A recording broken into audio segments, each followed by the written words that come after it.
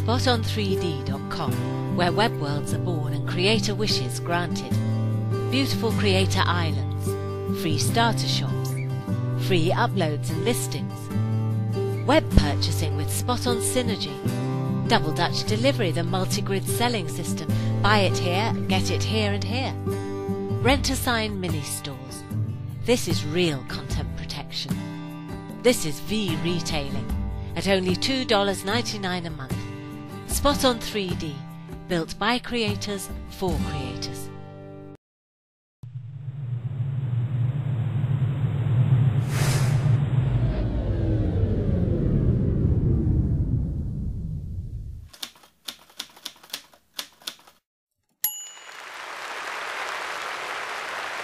Hello everyone, welcome to GRIDwrap, and Deuce has had some technical difficulties today, so I'm kind of pitch hitting.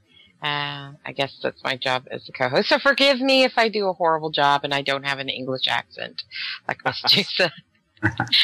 Our guest today is Ixmal Supermarine and Morgue McMillan. Say hi, y'all. Hello everyone. Hello. Morgaine had a little crash, so she's just going to get seated real quick for us. And Rob's going to do his puppeteering, as he does so well. And alongside them on the couch is the ever-famous, or infamous, Malvern. How you doing, Mal? Hi there, Tessa. Good to be here, even if it is an emergency. We were fighting over the he sat on top of me. We all wanted to replace Susan so badly. Okay, today's show is the subject is theater and writing performance, following your dream on the internet. So, Ixmal, why Morgan gets positioned. Can you tell us a little bit about your all's group? Well, I'm a member of several different groups, but the one we just formed is called the Rockcliffe University Theatre Company. And it's basically, the core of it is a bunch of us who have just performed Hedda Gabler, the Henrik Ibsen play. In Second Life a few times, back in last month, really. And we hope to carry on doing more performances live in Second Life, along with several other groups who are doing similar things. Okay.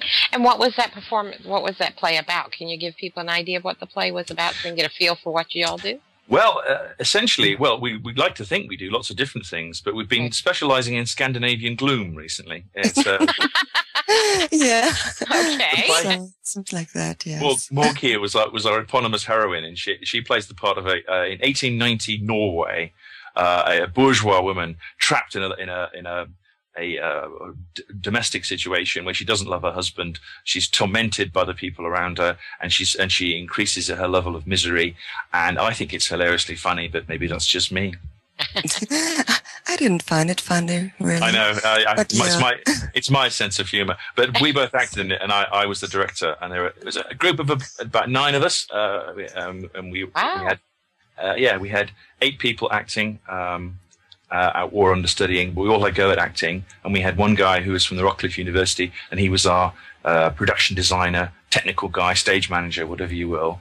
And he was absolutely essential part of the team because, as I'm sure you know, dealing with technical difficulties is at least half the battle in Second Life. I mean, the theatrical, dramatic part is all very well, but you first of all got to get things to work.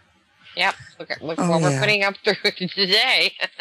Oh, indeed. By the way, Maybe we could switch over to Morgue, actually. Duza has introduced us the most wonderful poet, and she'd like to know how you went from poetry to acting in SL. That was, actually more or less an accident, really. My first experience on stage in Second Life, I mean, besides the reading I do, was within the Pink back in 2008 when we did that in the Pink play for Eve Ensler's Vagina Monologues in Second Life. Yeah. And that was the first one. I wrote one of the pieces for it, and we performed it too. So, and after that, I haven't been into theater, actually, at least not into the acting part. But last year, Moki Mokusei was auditioning for The Lady from the Sea, also a play by Ibsen. And her notices popped up a few times during a week or two. And finally I thought, oh, well, maybe I should give it a try and go and audition for it. And so I went to the auditions, and I had to do 3 little parts of the play. And she said she'll get back to me the next Wednesday, and I waited on Wednesday, and she didn't get back to me. And I thought, oh, well, okay. I don't think I was any good either, so that won't work. So, and the next day, it was Thursday, she came back to me and said, hey, you're in the troupe. And I said, oh, wow, that's great. And then she said, yeah, and you're getting to play the main character. And I was like, what? Wow. It was totally out of, it was far off, really. I didn't really believe it. So that's how I got there. And from that time, well, we've been waiting for Moki to do something more, but she's got so busy in real life. And, but we wanted, Ixmal and I, we were talking back and forth and pondering what we are doing and if we should do something on our own. And in the end, we decided to do Hedda Gabler together. So. And how did that go? Did you get a lot of people showing up for the events? And get a feedback? I mean, we don't get 30 or 40 people like the Avatar Repertory Theater does. Oh, obviously. Well, you're a new group, though, basically, right? Yeah. Yeah. First, that's one of the aspects, but the other one is, of course, Ibsen is difficult, a difficult play. Mm-hmm. And also, I mean, the length, 3 hours. The Lady from the Sea went for 3 hours, and Hedda Gabler went for 3 hours too. Wow. So, people, we had quite a few people, and most of them really sat there during the whole show. And I talked to one person who's been there even twice, and he was quite how to say that? He was quite happy because he said he read the play before and he didn't quite understand it. And now that he saw it in Second Life with us playing it, he finally could understand the play. So that was a great comment, actually. Well, that's sort of like a lot like Shakespeare. You know, if you read the book, you know, the plays, it just sounds so dry and convoluted. But then when you hear somebody perform it and watch them perform it, it just means so much more, doesn't it? Yeah, absolutely. So what attracted you to the Ibsen play? I think it's a great character study and also a study of society in the time, and I like those kinds of books, really. I mean, I read a lot, and I used to read a lot ever since I was a teenager.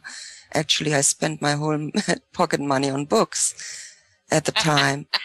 Yeah, really. And it's not like I started off with some crime story or something like, well, Harry Potter didn't exist then. And those are great books, but they are more or less entertainment, you know. But I started with Tolstoy and Dostoevsky and such stuff. Oh, wow. Yeah. You're brave. You're brave. I didn't read that till I was in my 30s. Oh, now I'm aging myself. Anyway. I know, but I like that. And also I really wanted to, I always looked for the big volumes, you know.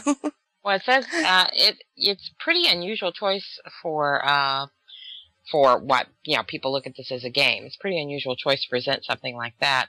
But were you able to attract a more knowledgeable set of people, the people who did attend? Or did they really get it? It's difficult, but I think the difficult plays have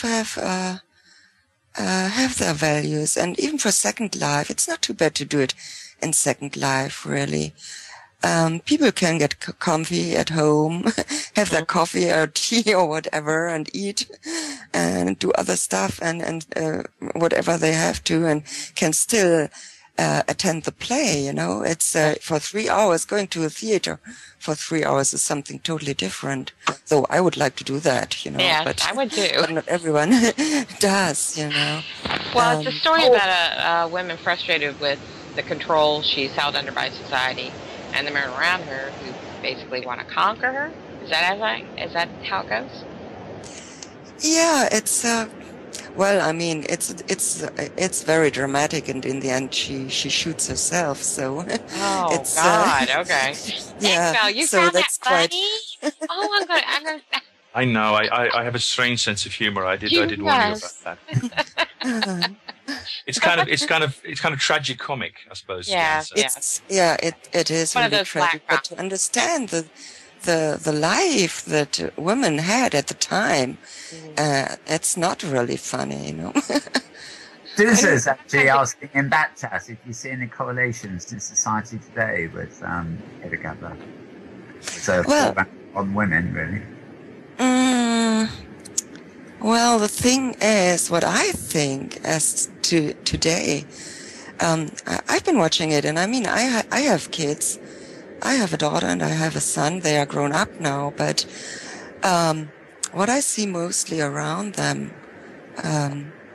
is the women, as it is, get back into that Victorian thing, I think. With all the emancipation and whatever has been going on in the 60s and 70s or even in the 80s, they don't want to know about it. They don't want to hear about it. They think they are beyond that, and yet they go back to those times before that, with all this, fashion, celebrity hunting, and makeup, and I mean, there's no much of substance really anymore. I think that's my opinion, at least, as far as I can see that, for the most part. The interests are getting more shallow.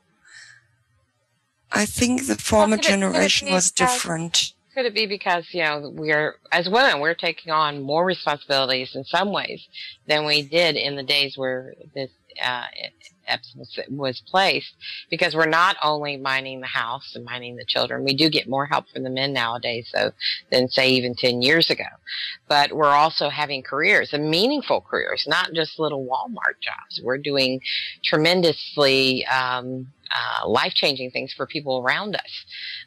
But, you know, I can kind of understand. I'm the boss.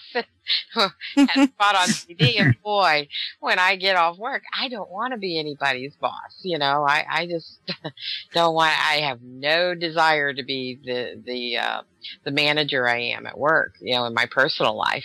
So I can kind of understand that, but I don't think that means. At least I hope it doesn't mean that we want to give up the huge gains we've made in the business world, you know, or motherhood. So. It's funny with modern media, you know, in what they seem to call the post-feminist world. I mean, they've just sort of gone back to a lot of old stereotypes, except that they are maybe sort of projecting the assertive woman, but in a way that is seen to be exploitative in much the old way. Sorry, I'd got my in-world voice muted there for echo. So, Ixmal, obviously you've chosen a play here with a very strong female role. Do you think it's difficult to find modern playwrights with good, strong roles for women? Probably more difficult than it should be. But, you know, to be frank, one of the reasons why we tend to do these older plays is issues about copyright. I mean, I would be delighted to do more modern plays. But a lot of the more recent stuff, I personally am prepared to take a few risks. But because I mean, we work with American people, and they take one look at the new stuff and they say, we're very concerned that we might get one of those notices under the Digital Millennium Copyright Act, and you have some very, very strict legislation in the States. And of course, we are actually operating in the States, even though some of us are Brits and some of us are Europeans. So we have to be very careful. So one of the things we are doing is we're looking for new writers. We're saying, you know, come and work with us, and we will put your plays on, the stuff that you've written, and of course you, being the writer, have got the copyright. So that's what with the moment we actually have a young writer who is writing. She's written novels, and she's writing her first play, and which is a